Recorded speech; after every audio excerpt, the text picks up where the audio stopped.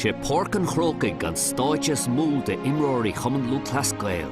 Ach anis, tá cór nua a ráníag as cluban ar fud na tíre le casar an stáite céine ag craobh pelle na héireann.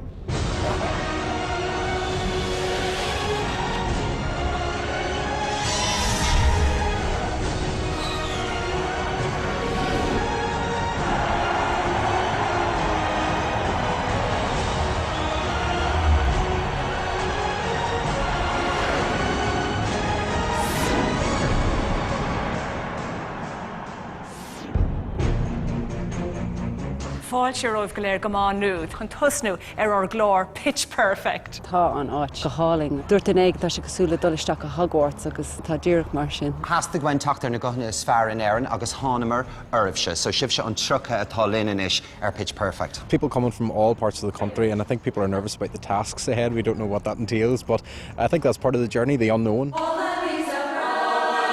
I think the performance in general was excellent. When they're facing 82,000 people, they're going to need that memory to keep them together, keep them confident. Cúsma, Lana Hibber. Anawa, Lana Midirai. Tá cluichí carú canis chréibh pelle na héireann fós an nimmert.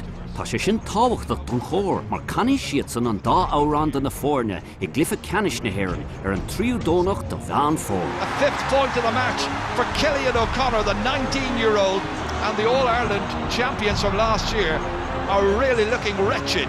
Maurice Horan's team got close to Kerry at the start of the second half, but from there, Kerry just pulled away, cruising into the All-Ireland semi-final. Tá cór pitch perfect iad héin ag fáil níos gura do fork an crócaig, ach tá wad le dul fósacab.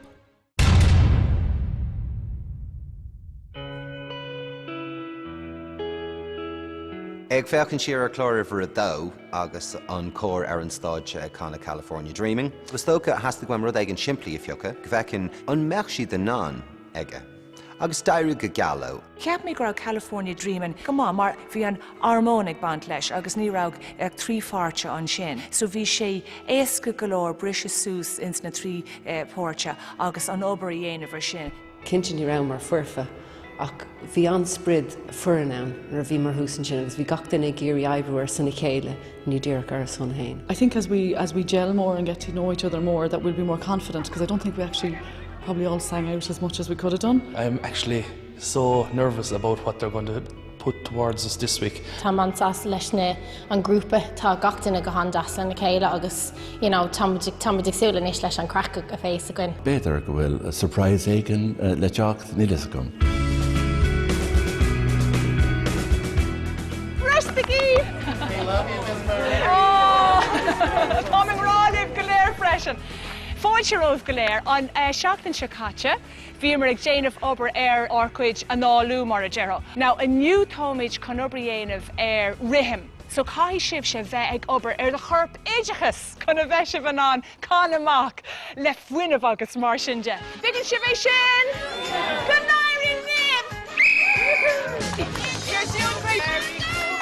Go on, John!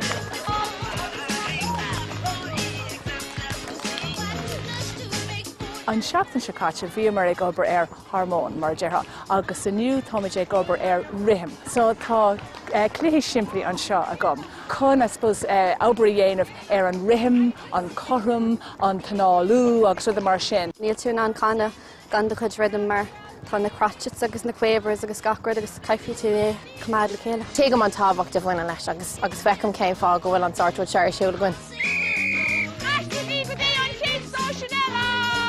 Tá siad buid an táimeas mar dhearc siad a Conamara. Agus tá si sin tábhachtach freisin mar bei sé díanaar in dhearmid isteach ar an Ghana. So tá gácha leis an sais faoisibh seo. Tá thuirse gurm agus mise ag fécinn gel! I used to think I was very bad with my left hand. Now I know I am. I got a full face of Mikey when I ran into him doing the basketball, but sure, that's what happened. Great crack, good team built, and certainly didn't expect to be doing this. John, come on, well done, John!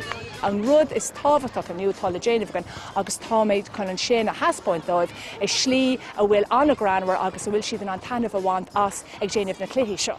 Ceapan go bhfuil siad ag gairí go mála ach ní dóilm go bhfuil siad ag representing Ireland in the Olympics mar a dearú.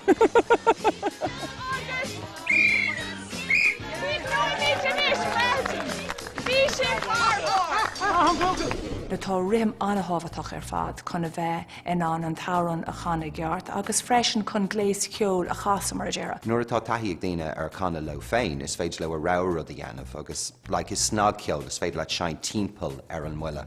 Ach le cór is gá gomeach gach den a crín ceart ar an mhuile, so an tachtain seo sin an dúchláán atá rá.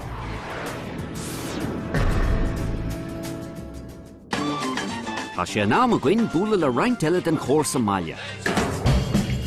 Mikey Barron as géiteine fear tíosta a chur míon leis státe níos mó a bhaintteach dó hain. It started way back in the early 90s when the tenors came to Ireland after the World Cup, and it was one of those moments when you heard them on stage and you said, I'd love to be like that. He was always interested in singing. He'd always devised for it. We could see it coming up through the years, you know, wanted to sing at parties, weddings and everything else, and his beautiful voice would come through the whole time. He was known around the Skeeton for being the singing barman. Everyone knows if Mikey is working, the crack will be going, and it just gets a good atmosphere around him. Like my dad has always said, look, if you're whistling a bar of a tune, you'll always have someone who'll be able to talk to you. That's it. He's a great courage and a drive in him. He's a awful drive. I suppose you can do anything when you have a little bit of power. You know, and the guts to do it and things like that. It's fantastic. I just like to laugh. I like to smile. I like to sing. I like to talk to people. When you're able to talk to people, you'll never be lonely. You know, you'll always have someone that you can have an old chat with and just get on and live life with. Tá colm leis na hóránithe a churig obair, agus gníomhíocht ag dóibh a churig chun rithime iad. Unféidir le gach duine prab beag a dhéanamh. Mar sin, OK, so iontoch, sin a méid atá le déanamh. So it's sure cosúla Mexican wave. So prab, dó, trí, cos. Prab, dó, trí, cos. So tá rithim I gceist le seo.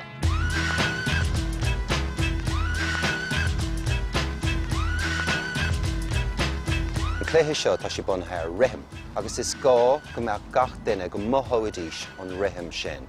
Níl siad a cóireamh amach ó sword, tá siad á bhuthú agus tá sé sin an tábhachtach. So go bhfuil siad in ann lena chéile. Rhythm is a big part of music, and knowing what's going on around you is a big part of music, so that you know where your part is and when you're to come in and when you're not to come in. Caithfidh sibh sais féachant ar a chéile, den iarracht go mbeidh gach duine ag prab le chéile, seachas yo-yos. It's cos. If you feel that somebody has started jumping before you, you have to try and slot in with them to anticipate the turn. Same with music, if you get lost in a line, you have to try and find that point where you can come back in to kind of cheat it. Nuair nach díríonn siad isteach ar rudaí, chailann siad an áit ina bhfuil siad ní féidir le díreadh isteach ar. Agus seo rud atá tábhachtach tá discipline a tastal ó aon grúp a cosúla saidirí le díreadh isteach ar rud amháin. OK. Bhí sé sin a bhad níos fearr. Is gá it bheith gcóí smíanamh duine os cór agus duine nach leat agus sleamhní nasúla an go féchant ar an casó glas atá nach leat chun feiscint bhfuil tú ag cumad isteach leis an rithim. Leanna tá cearcha cethir bliain d'aois agus bhfuil trúr cluine aici I clíana ní gálaí as seantrabh I mbaile á clia. An dá níos ansa leithir an saoil seo, Cumann Lúthchleas Gael agus ag gabháilín. Is rud so síalta gcónaí dá mé agus rud dus a churna tágan an grá amachnar tá mé cas árán agus churn sé maiar in san taobh. Bhí ceolta take gcónaí de chain mháthair an crit agus gachaí agus muine dul chola bheag sé híos stair agus bheith ceol an crit taxú, so bhí na hair an gléireóds goine a fás. Bhín sé chuna an téamar fád. Se agus imrionn si a lánsport, imrionn si camágaí agus léir lábha. Agus orint a roint pearlum. Téann siad chuig gach lethe is gur féidir leithí gach seachtain bíonn si síos ag Páirc an Crocaigh ag leanint na dubs. Níor smaoinnig mé riomh ar Páirc an Crocaigh mar ard an cheoldam a hain. Cinnte aon uair go mbeadh mé san nach bheadh sé go deas bheith an sin is mar imreoir bhí meid smaoinemh. Níor tharla sé sin riomh ach tá sé speisialta. Sin é baile Cumann Lúthchleas Gael agus sin é an áit gur bhfuil gach imreoir siúlamach ar lá aige.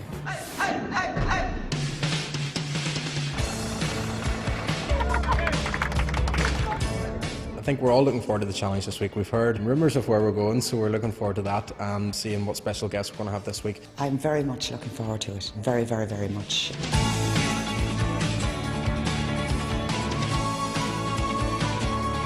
Tá mé súil go mór feiscin catá os ar gcóir agus céimáis rud atá sí chun caithfling. Where are we going? What are we going to sing? What are they going to do to us? All that is going through all our conversations, so it's great.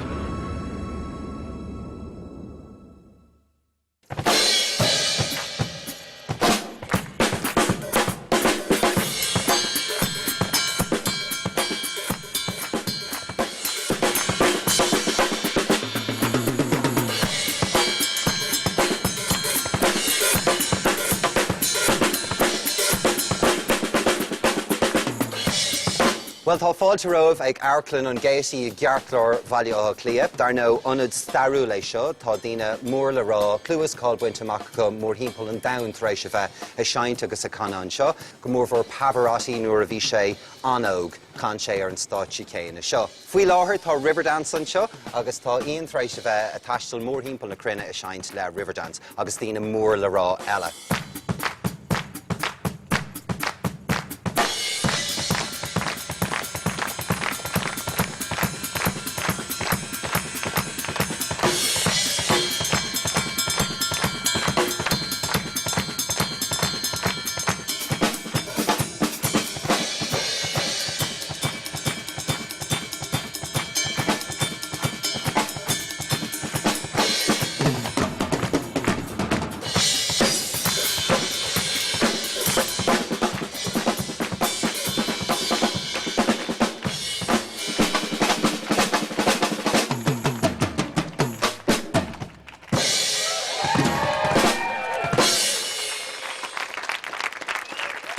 I've seen really great drummers, he's fantastic. I mean, he's in Riverdance.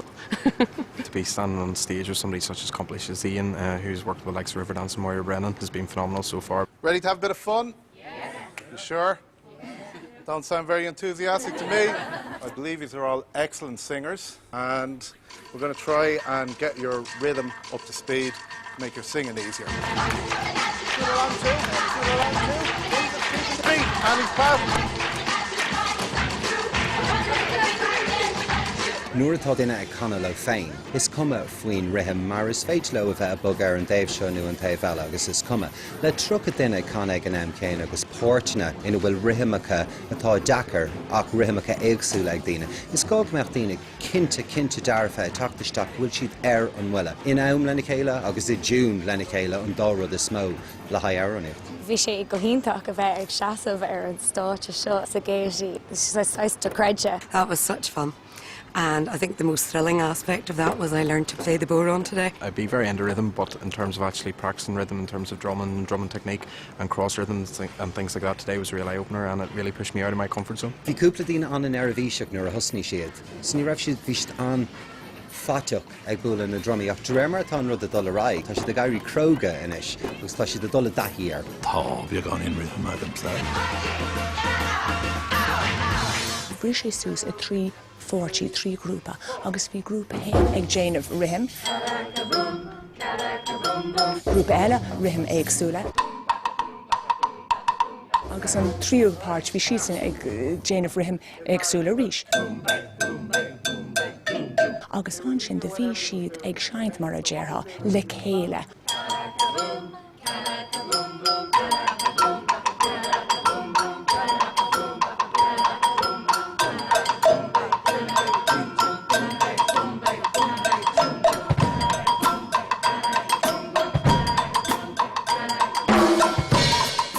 Faster! Okay, follow me, and we're going to speed it up gradually.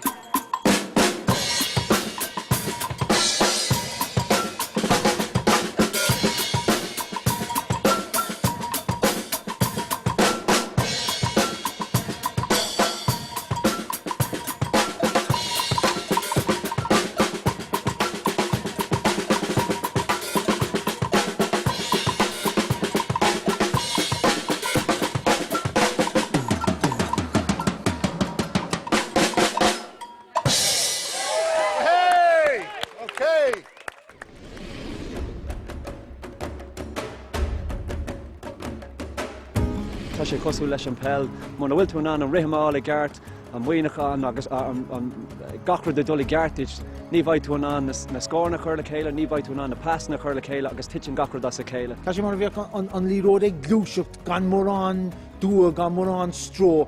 Tá rithim sin a gut an sunraid, tá gachtain mar a defa túnáilte isteach le gachtain eile. Má tá rithim ann bín sais fló leis an dlithe cosú leis an gceol. Áirc ar foirní a bhfuil rithim mai acu. Bailach lia, Kiri, Kildara. Nuair a ecan tú na foirní sin na gimmert para.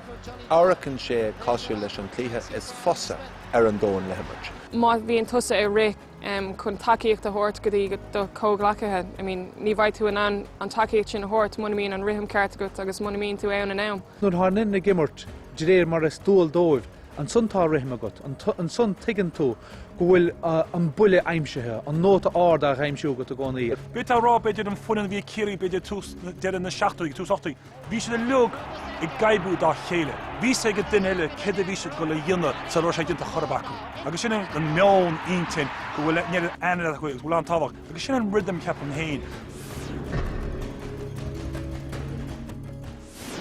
Well, fáilteóibh go léir an seo a rís, so iniu tá árán eile a gcuin, agus seo We Will Rock You, agus an tarán seo annach cháilú leis an rock band Queen. Is bralam an air an seo agus bhór go bhfuil California Dreamin' dainte gin sin an cécean níos chuthair le híomh agus mohí mód níos ar mo chumpáir in Island dair cean seo ar chana agus a eilm. Tá hana agam ar an áramach ach ní bheoh mé an é chana an ar níl sé má sais port is stoka. To convert it to a choir song, you know, I sort of have to work with that and have to fit in with the groove, you know what I mean? Now, it does bora tá an nótaí a gcuibse, so just bígí ag fécinn ar an nótaí go léir. Tá sé soléir go bhfuil sé scríofa 4-4, cara am, 4 crotchets in a bar mar a deireadh, so 1, 2, 3, 4. Now, one thing we must really do is check the words. We will 2, 3, 4. Big long 3, 4, 1, 2, 3, 4, 1, 2, and actually at that point you'd be dead. Next. But don't worry about it, we'll pump you up. So now, on bar 6, you ready? Rock you. Buddy or a boy, make a big noise. Gonna make. Now be careful. Who came in with the gop before? Michael. On Buchlas Fiarsara. I'm going to find it difficult with the sheet music. That's where I'm going to have to work on myself as well as learning off the music.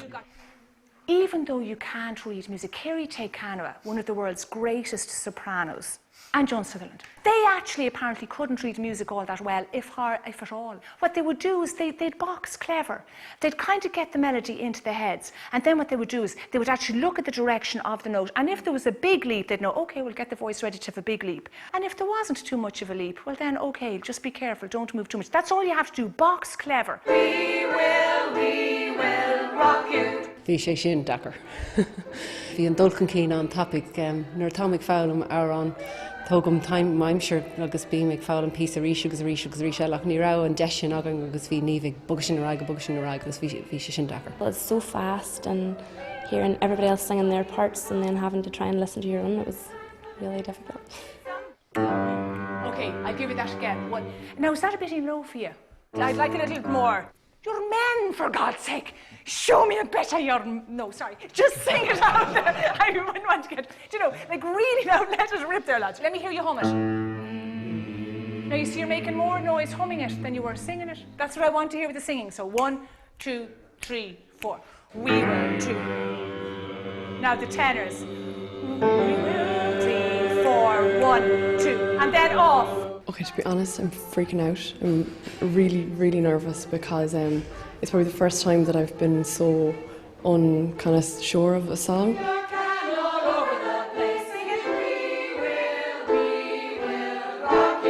Well done, you. Not yet for broadcast, but not bad. Not bad. Tá progression an, tá si ag dul ará. Táid ag leanúint ar an thuras seo, agus táid ag leanúint ar an slí ceart. Tám cinint go méid colm níos déine ar an námar a bhí níomh. It's like good cop, bad cop. Rééis sé cethir. Le We Will Rock You, bhí sé cloiste gach duine tócha ribh sin. Ach cheasta goim rud ag an nua a dhéanamh as. So rinnemer 2 cuid dus na féir, sais basses agus tenors, agus 3 cuid dus na maná. So tá an sais an chothrimíoch sin ábharín as alt. Bei na féir chuna amach níos mó. OK, dynamics. There were in Tanny. Ar an géad cúpla bars, we will... So sforzando, cearcalóir. So táid chun na nótaí sin a bhúla láidir agus an sin tachttarás agus iad dhéanamh bug. Agus bei spásound dus na gcóhanna eile tachtarteach. An tachtain seo, we are aiming at rhythm. Agus an taim ballach chun rithim dhéanamh is to be really clear and really precise with every little bit of it. And that all of the interlocking little patterns are absolutely precise. Because like dominoes, má hitan ceann amháin, titig sé ar ceann eile, titig sé ar ceann eile, titig sé ar ceann eile. And loads of attitude. Agus tá sa gum go bhfuil attitude a goibh, because chunig mé sibh I lár na pórca ag na auditions, Rachel. Rud atá Harbheith súntasach faoin grúpa seo ná go bhfuil an spirit acu.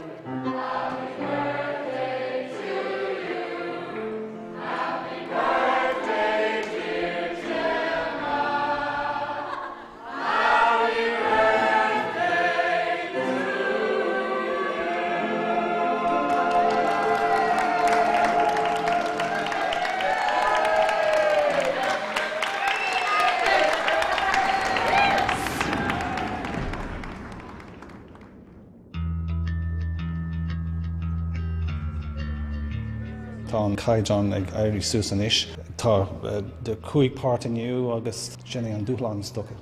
Having 5 parts, you know, it really knocked the wind out of our sails after singing California Dreaming, and it went so well to going in there and not having a clue. It was very difficult. It's even more nerve-wracking than the auditions, because at least in the auditions you're in control of what you're singing, and that's all really that matters.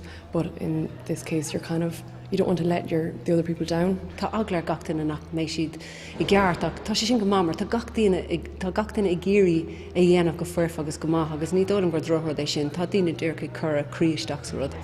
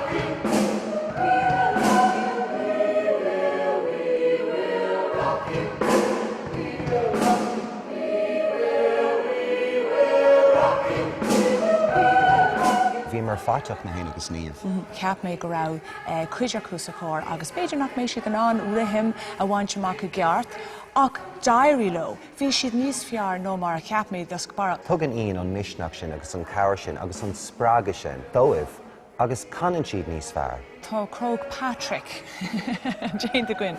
So cáimid Kilimanjaro in is dhéanamh agus trééis sin Mount Everest agus sé sin Páirc an Grócaigh. Tá éire go hanahhailú go dtí seo agus caihamar cúpla rud a bhí Dakar. Nadidir an raibh siad Dakar a dóthain ach an tachtain se cún feicimid. We will rock you, we will rock you, we will rock you, rock you, we will rock you.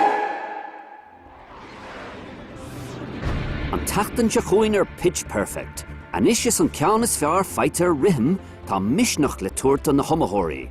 Chur an níomh stáite iad, chur an colm flash mob le chéile. Bei an banna rock stand in deanta agus a ríis tá sé námd an taimhniú. Beidh sé deachart an chóir an tarrán sin a amhlamm, táimid ag luirg níos mó tréthe inis. It sounded amazing, so I had to be on my toes to get the rhythm, as we spoke about there, right, and make sure I didn't throw them off. So what they did there today was absolutely brilliant, considering that the amount of time they did it in. They're all working off each other, and I'd say it's not going to be a hard job for Colm and Niamh to do. They're just going to do it, and the choir get it.